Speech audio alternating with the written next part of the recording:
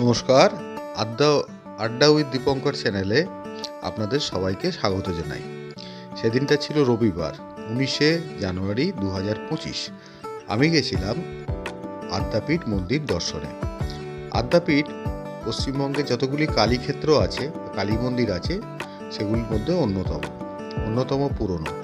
এই আদ্যাপীঠ মন্দির 1915 সালে রামকৃষ্ণদেবের শিষ্য অন্নদাচরণ ভট্টাচার্যের হাত ধরে প্রতিষ্ঠিত হয়।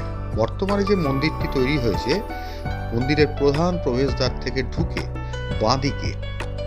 বাঁদিকে একটি একতলা মন্দির আছে। এই একতলা মন্দিরটিতে মা আদ্যাশক্তি, মহামায়া আদ্যাশক্তি কালীমা তিনি পূজিত হন। 1967 সালে বর্তমান মন্দিরটি প্রতিষ্ঠিত হয়। তারপর থেকে আড়ে বহরে জনপ্রিয়তায় এই মন্দিরের জনপ্রিয়তা বহুগুণ বেড়েছে। আমি যেদিন গেছিলাম রবিবার 19শে জানুয়ারি, সেদিনকে মন্দিরে ব্যাপক ভক্ত সমাগম, দর্শনার্থী সমাগম হয়েছিল। আপনারা ছবিতে দেখতেই পাচ্ছেন যে কত লোক, কত প্রান্ত থেকে তারা সব এসছেন। এই যে মন্দিরটি, এই যে সিঁড়িটি দেখতে পাচ্ছেন বাঁদিকে, এই সিঁড়িতে দিয়ে উঠলে আপনারা আদ্যামার যে আদি মূর্তিটা সেটা দেখতে পাবেন। আদ্যাপাঠ মূর্তির এইখানে এই যে আদ্যাপীঠ লেখা আছে, এটি হচ্ছে গিয়ে আদি মন্দির, এটা স্থাপিত হয়েছিল 1967 সালে। কথিত আছে শ্রীরামকৃষ্ণ স্বপ্নাদেশ দেন অন্নদাচরণ ভট্টাচার্য বা অন্নদা ঠাকুরকে ইডেন গার্ডেন্সে নারকোল এবং পাকুড় গাছের তলা থেকে এই কালী মূর্তিটি নিয়ে আসতে। সেখান থেকে অন্নদা ঠাকুর মাথায় করে মায়ের মূর্তিটি নিয়ে এসে আদ্যাপীঠে নিয়ে আসেন। আদ্যাপীঠ মন্দিরটি 27 বিঘে জায়গা নিয়ে তৈরি।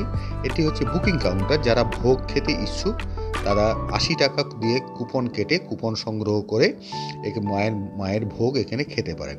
এই মন্দিরটি নতুন নির্মিত হয়েছে অনেক এইখানেতে। এটা বছরের নির্দিষ্ট কতগুলি দিনে, এই নির্দিষ্ট দিনের তালিকা মন্দিরের গায়েতে এই যে নীল রঙের বোর্ডটা আছে, বোর্ডেতে কবে কবে খোলা থাকে সমস্ত এখানে লেখা থাকে। আমি খানিকটা এগিয়ে চললাম। এইখানে একটি শিবলিঙ্গ আছে এবং শিবলিঙ্গ ঘিরে বট গাছ আছে। বট গাছেতে অনেকে মানত করে ঢিল বেঁধে দেন সে তাদের মনস্কামনা পূর্ণের জন্য। আমি অবশ্য সেখানে উঠিনি। এই শিবের মূর্তিটি দেখে তারপর সেখান থেকে নমস্কার করে চলে এলাম। এবার ফিরে আমি আবার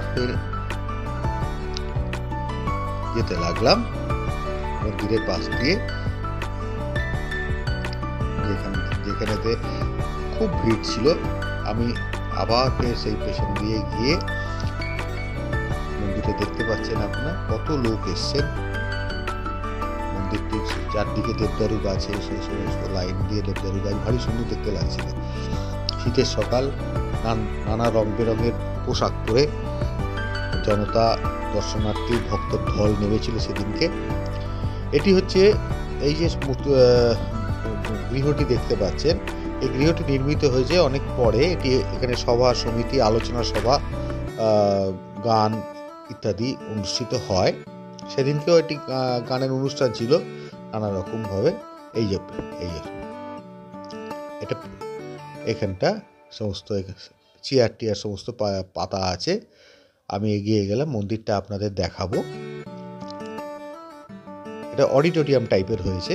এই অডিটোরিয়ামেতে দর্শনার্থীরা দর্শন করতে পারেন যে সমস্ত অনুষ্ঠান সূচি হয়, আলোচনা সভা, ভক্তি সম্মেলন, ভক্ত সম্মেলন, এই সমস্ত এই গৃহে অনুষ্ঠিত হয়।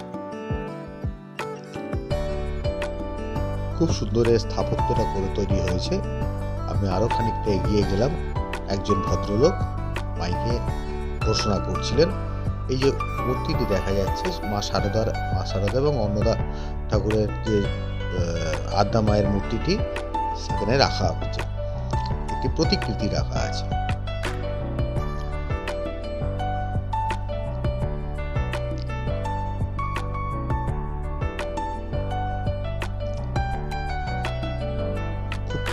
বিরাট বড় একখানা এই যে হল ঘর মতো, বিরাট বড় হল, প্রচুর মানুষ এখানে বসতে পারেন। খুব ভালো ব্যবস্থা হয়েছে। এখান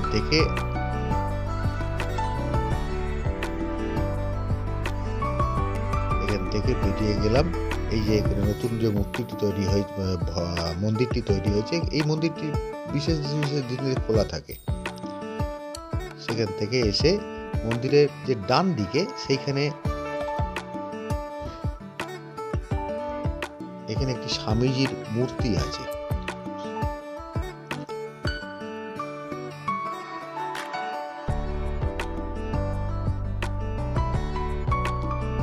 এবার আমি ডান দিকে যাব। ডান দিকে তারা মায়ের মূর্তি আছে, মা দুর্গার মূর্তি আছে, আর 6টি শিবলিঙ্গ, শিবের মূর্তি আছে। চারদিকে যেদিকেই তাকাচ্ছি প্রচুর মানুষ এসছেন। শীতের দিন তো, রবিবারে ছুটির দিন। এই যে শিবের যে সমস্ত শিবলিঙ্গগুলো রয়েছে, এটি হচ্ছে গিয়ে শ্রী শ্রী তারা মায়ের মন্দির।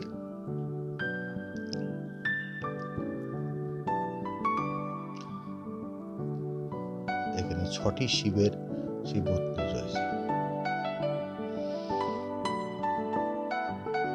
এটা মা দুর্গার মূর্তি। জগন্নাথ দেব আছেন।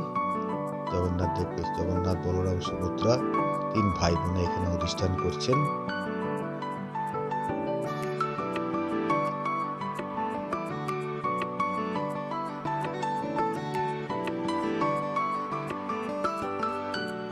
শিবলিঙ্গ, এটা মা দুর্গার, শ্রী শ্রী দুর্গা মাতার মন্দির। এখান থেকে বেরিয়ে মন্দির দর্শন করে আবার ফের আমি হাঁটা লাগালাম।